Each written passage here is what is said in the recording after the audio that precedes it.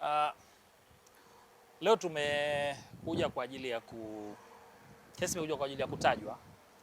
Tuko mbele ya Mheshimiwa Mohamed Ali Mohamed ambaye amepangiwa mashauri ya majimbo 8 kati ya majimbo 17 ya hapa Unguja kwa majimbo ya uwakilishi, na kwamba katika mashauri haya 8 ambayo yako mbele yake tumekubaliana na mheshimiwa kwamba tutaanza kusikiliza pingamizi za awali, na kwamba kwa sababu ya ratiba za mahakama na za kwake yeye dayari yake, tumepanga shauri kuanza kusikilizwa mapingamizi haya tarehe 24 mwezi wa pili. Siku hiyo tutakuja kwa ajili ya usikilizaji wa mapingamizi ambayo yameletwa na upande wa wajibu maombi, upande wa serikali kwa maana ya ofisi ya mwanasheria mkuu na tume.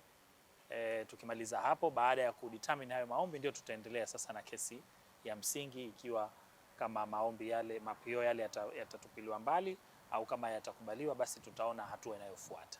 Kwa hiyo niseme tu kwamba mashauri kama haya kama mnavyofahamu yamekuja jana upande wa Pemba, majimbo ya Pemba, na jana tayari tulishasikiliza pingamizi za awali kwa mashauri ya uchaguzi wa wawakilishi kwa kule Pemba na moja la udiwani, na kwamba mahakama imetueleza kwamba itakapokuwa tayari kutoa uamuzi wa mapingamizi yale, basi itatupa notice kwa ajili ya kuja kusikiliza uamuzi. Haikupangwa tarehe maalumu ya uamuzi, mahakama inajipa muda kwa ajili ya kuandika uamuzi, na itakapokuwa tayari itatoa notice kwa ajili ya kusikiliza uamuzi wa mapingamizi haya.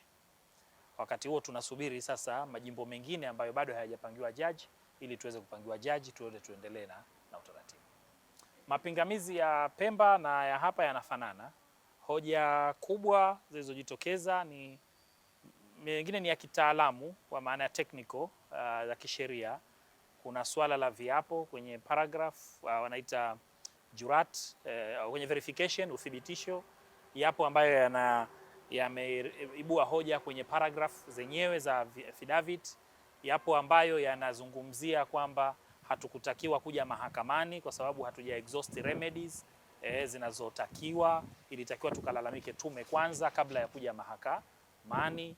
Yapo yanayohusiana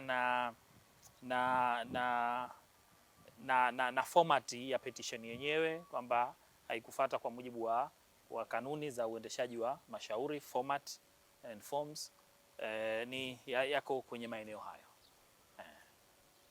Sawa.